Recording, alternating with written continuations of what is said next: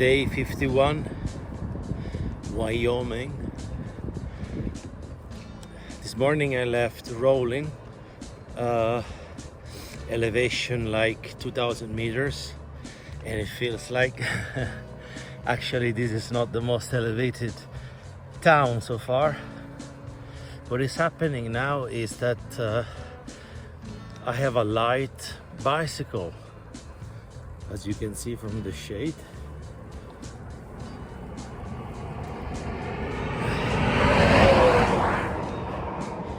This is because I'm cycling with Michael and John, and Michael's brother is driving an RV, a large camper. So he's traveling along with us, even if not exactly behind us. He will transport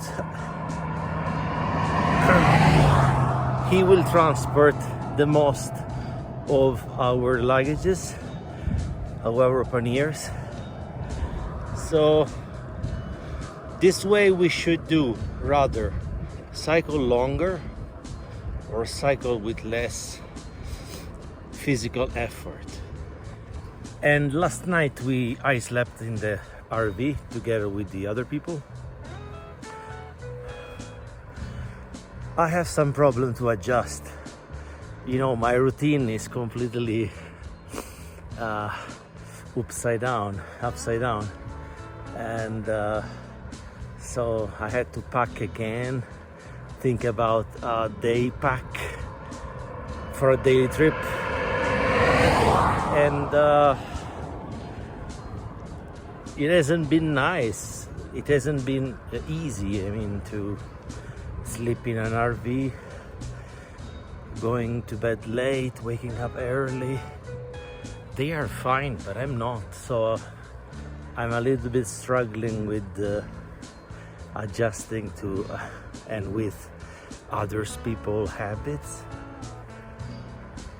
I mean, they are kind people, but still, you know, going from your independence to a community life with people that you don't know.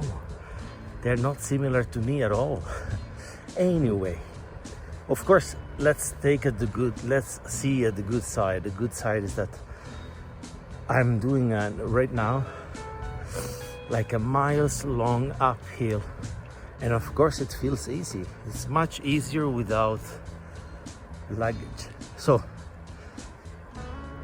day 51, Saturday, early in the morning, 7:25. That's all for now. This is a symbolic, indeed, place in the United States. So it's the Continental Divide. It means that from that side, all the water goes into the Pacific Ocean, and that way the water goes to the Gulf of Mexico. Woo! I think it's a little salt lake. Very beautiful, but John and Michael are very selfish and very rude. Yesterday I had to wait for Michael. We had to wait for Michael because he had a flat more than half an hour.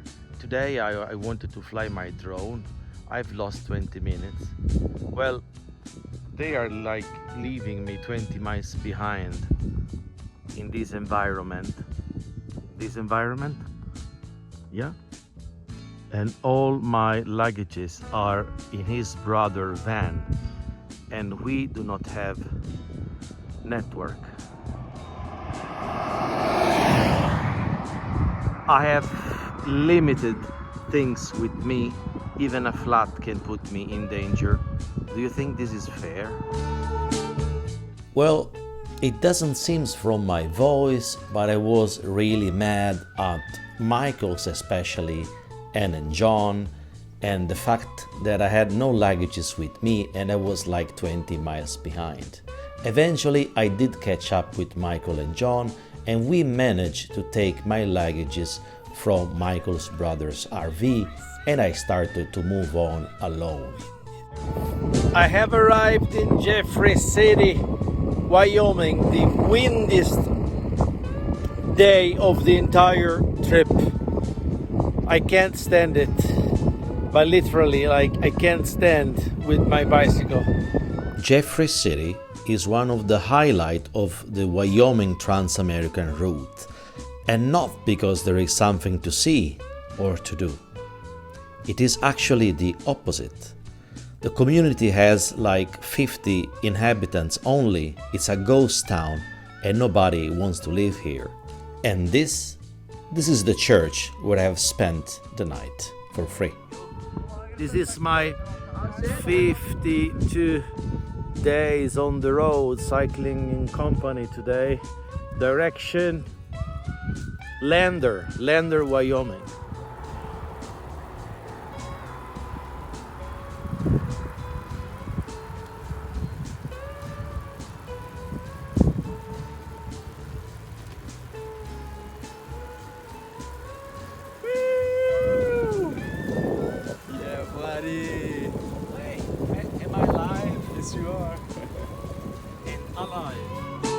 Yesterday night I have met Ben and Won Young, both from the New York State. We have decided to leave the church together before 7 a.m. The forecast mentioned a strong wind that would have become stronger, especially after noon. But the ride wasn't much disturbed from the wind, plus there was a lot of downhill.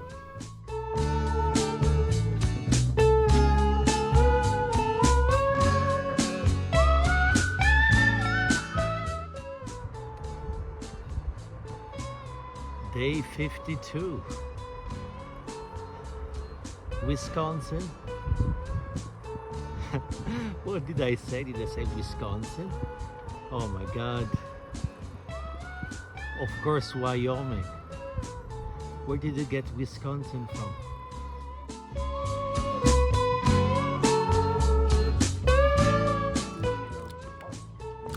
We finally made it in Lander. And this is a bonus ice cream offered by the lady. We rode fast and got to Lander before 1 p.m. We had the time to swim in the river, eat, chill out, and even shopping. We have accepted the invitation of a lady, Delphinia, so we stayed in her house.